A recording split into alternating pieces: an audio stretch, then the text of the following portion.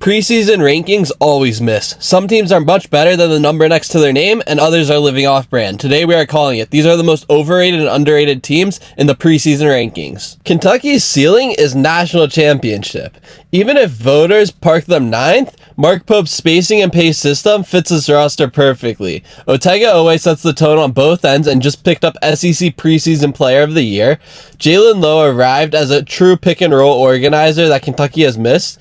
They will switch more in the perimeter and live at the rim and the free throw line. Early neutral site wins could push them into the top 5 by December, and that league pick of 2nd behind Florida is the perfect chip on their shoulder. Mark Pope's motion sets also unlock Oweh as a short roll playmaker, which means easy buckets without heavy isolation. If Lowe keeps the turnovers low, late game offense will feel inevitable. The bench is deeper than last season and the rotation balance looks right. If the defense travels, this profile screams second weekend at minimum.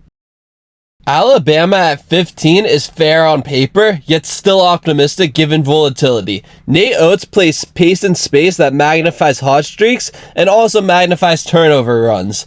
The names are legit, with Jaleel Bethia and his NBA range shooting, Labaron Philon, sophomore with burst, and Aiden Holloway as a steady hand when tempo strikes. The issue is high leverage experience. If they trim giveaways into a top 15 turnover rate, many problems disappear. If rim deterrence does not improve, the variance roller coasters continues into March. The ceiling is a top 10 offense, but the floor is a cold shooting night, and that can kill teams come March. I'm a shade lower than 15 until those boxes are checked.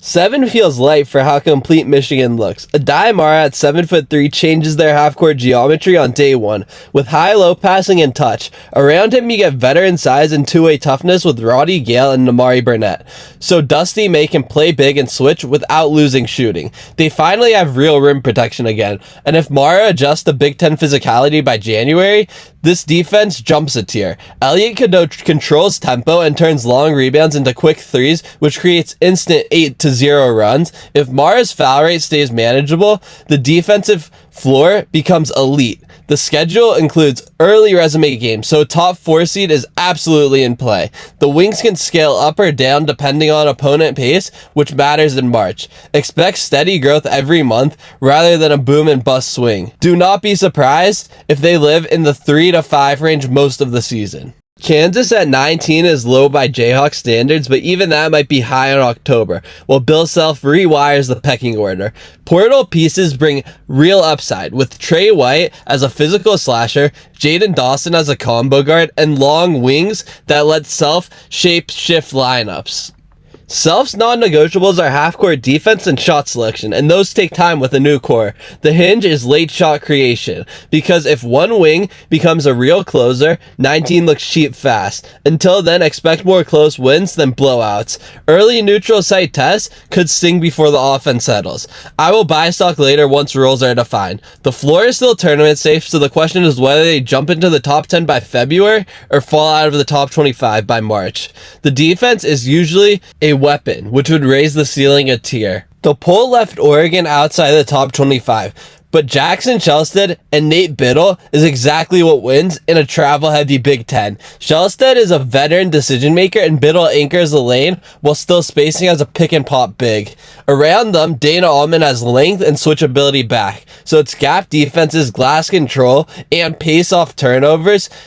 If Biddle's pick and pop threes hold near league average, opposing bigs get dragged out and lanes open for Shelstead. November matters because a clean multi-team event and the first true road game would push them into the teens fast. By January, Altman will have his rotation trimmed, and that is usually when the surge starts. The staff always finds a breakout wing by February, so keep an eye on that third scorer. The formula is simple and proven, which is why Oregon looks misranked today. This is a tournament team that will feel underseeded by March.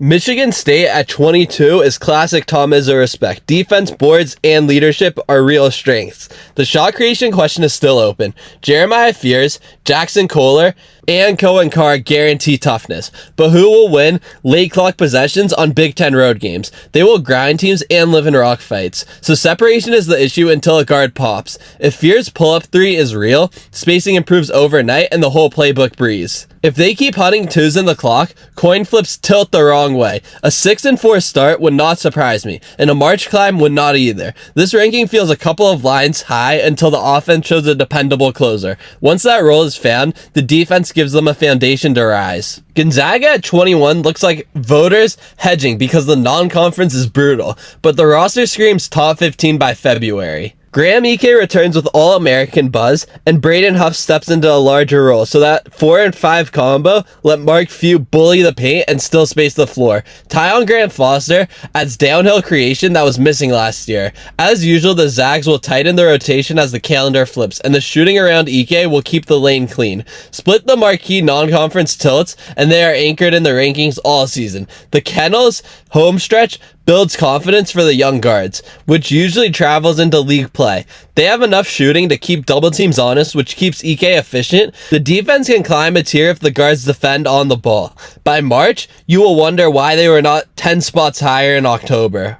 Duke at 6 is paying for potential. The talent is real with Cam Bouger, Nicholas Kamenia, Dame Sarr, Patrick Ngongba, and Isaiah Evans. But two questions linger. 1, are their guards good enough to win in March? And 2, are they going to be good enough on the defensive glass against grown front courts? John Shire's teams tend to peak late, so early bye games may mask issues until feast week. If they lean into small ball with Kamenia at the floor, the offense pops, but the boards suffer, and the trade-off decides close games. I will move them up fast if they bank road wins against physical teams and clean the glass. Until then, top 6 feels a touch rich, while front court roles are still sorting out. The upside is Final Four, but the floor is outside of the top 25. November will tell us a lot about their toughness on the interior. Underrated teams punch above their seed line by January. Overrated teams get exposed in holiday tournaments when the scouting is sharper. Who did the rankings get most wrong? Please like, comment, and subscribe, and I will see you in the next one.